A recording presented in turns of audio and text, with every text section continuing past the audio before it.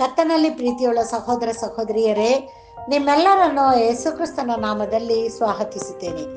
ಈ ದಿನದ ಧ್ಯಾನಕ್ಕಾಗಿ ಕೊಡಲ್ಪಟ್ಟ ವಾಕ್ಯವು ಯೆಶಾಯನು ಬರೆದ ಗ್ರಂಥ 14ನೇ ಅಧ್ಯಾಯ 24ನೇಯ ವಚನ.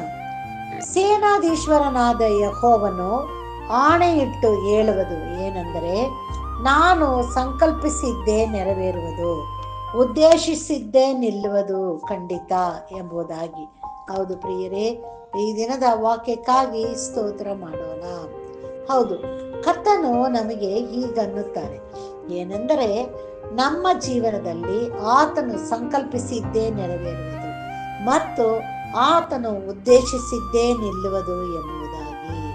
ಹೌದು, ಆತನು ನಮ್ಮನ್ನು ನಡೆಸುವಾಗ ನಾವು ಆತನಿಗೆ ನಮ್ಮನ್ನೇ ಒಪ್ಪಿಸಬೇಕು. ಆತನ ಉದ್ದೇಶದಂತೆ ನಮ್ಮ ಮಾರ್ಗಗಳನ್ನು ಆತನು ಸರಿಪಡಿಸಿ ನಡೆಸುತ್ತಾನೆ. ನಾವು ಆತನ ಮಾರ್ಗದಲ್ಲಿ ನಡೆದು ಜಯ ಹೊಂದೋಣ. ಪ್ರಾರ್ಥಿಸೋಣ. ನಮ್ಮನ್ನು ಬಹಳವಾಗಿ ಪ್ರೀತಿಸುವಂತ ನಮ್ಮ ತಂದೆಯಾದ ದೇವರೇ, ಕರ್ತನೇ, ಈ ದಿನಕ್ಕಾಗಿ ನಿನಗೆ ಸ್ತೋತ್ರ ಸ್ವಾಮಿ. ನೀನು ಕೊಟ್ಟಂತ ವಾಕ್ಯಕ್ಕಾಗಿ ಸ್ತೋತ್ರ ಕರ್ತನೇ. ಅಪ್ಪ, ನಮ್ಮ ಆಯುಷ್ಯ ದಿನದಲ್ಲಿ ಒಂದು ದಿನವನ್ನು ಹೆಚ್ಚು ಮಾಡಿ ನಿನ್ನ ಸನ್ನಿಧಾನದಲ್ಲಿ ಬರುವಂತ ಮಾಡಿದ್ಯಲ್ಲಪ್ಪ, ಅದಕ್ಕಾಗಿ ನಿನಗೆ ಸ್ತೋತ್ರ ಕರ್ತನೇ. ಹೌದಪ್ಪ, ಈ ದಿನದ ವಾಕ್ಯವನ್ನು ನಾವು ಓದುತ್ತಾ ಧ್ಯಾನ ಮಾಡ್ಲಿಕ್ಕಾಗುವಂತೆ ನೀನು ಕೃಪೆ ಕೊಡು ಸ್ವಾಮಿ. ನೀನು ನಮ್ಮ ಮೇಲೆ ಏನನ್ನು ಸಂಕಲ್ಪಿಸಿದೆಯೋ ಅದೆಲ್ಲವೂ ನೆರವೇರ್ಲಿಕ್ಕಾಗುವಂತೆ ಸಹಾಯ ಮಾಡು. ನಿನ್ನ ಉದ್ದೇಶದಂತೆಯೇ ನಾವು ನಡೆಯಲು ಬೇಕಾಗಿರುವಂತ ನಿನ್ನ ಪವಿತ್ರಾತ್ಮನ ಶಕ್ತಿಯನ್ನು ನಮಗೆ ಕೊಟ್ಟು ನಮ್ಮನ್ನು ನಡೆಸುತ್ತಂತೆಯೇ.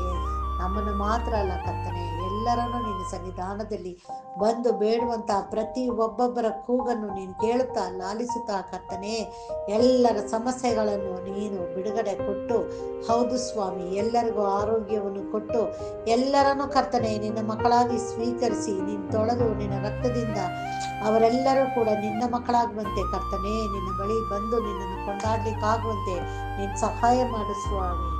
ಅದು ಮಾತ್ರವಲ್ಲದೆ ಕರ್ತನೆ, ನಿನ್ನ ಚಿತ್ತಕ್ಕೆ ನಮ್ಮನ್ನು ಒಪ್ಪಿಸುವಾಗ ನೀನೇ ನಮ್ಮನ್ನು ನಡೆಸು ಎಂಬುದಾಗಿ ನಿನ್ನಲ್ಲಿ ಬಿಡುತ್ತೇನೆ. ಈ ದಿನದಲ್ಲಿ ಕೊಟ್ಟಂತ ವಾಕ್ಯವನ್ನು ಧ್ಯಾನ ಮಾಡುತ್ತಾ ಮತ್ತೊಬ್ಬರಿಗೆ ಹೇಳಲಿಕ್ಕಾಗುವಂತೆ ನೀನು ನಮಗೆ ಸಹಾಯ ಮಾಡಿ ನಮ್ಮೆಲ್ಲರನ್ನು ನೀನು ವಿಶೇಷವಾದ ರೀತಿಯಲ್ಲಿ ನಡೆಸಬೇಕೆಂಬುದಾಗಿ ನಮ್ಮ ರಕ್ಷಕನು ಒಡೆಯನೂ ಆಗಿರುವಂತ ಯೇಸು ಕ್ರಿಸ್ತನ ಮುಖಾಂತರದಲ್ಲಿ ಬೇಡಿದನ್ನು ಹೊಂದಿದ್ದೇವೆ ತಂದೆಯೇ, ಆಮೇನ್. ದೇವರು ಈ ವಾಕ್ಯವನ್ನು ಮತ್ತು ನಮ್ಮೆಲ್ಲರನ್ನು ಆಶೀರ್ವದಿಸಲಿ. ಆಮೇನ್.